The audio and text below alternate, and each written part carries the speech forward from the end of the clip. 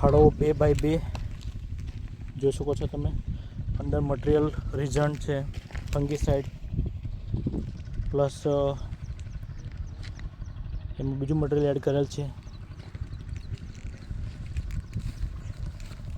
મેંગોનું plantation જોઈ શકો છો તમે, 15x15 આ ડિસ્ટન્સથી પ્લાન્ટેશન કરેલ છે.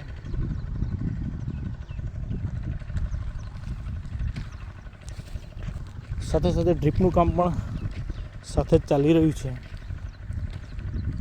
વરસાદે વિરામ લીધો છે એટલે પ્લાન્ટેશન સરસ રીતે થાય છે. પ્લાન્ટેશન માટેની જે પ્લાન્ટની હાઇટ છે અમે 4-5 ફૂટની જ લીધેલી છે, એ સારો એવો ગ્રોથ મળી શકે.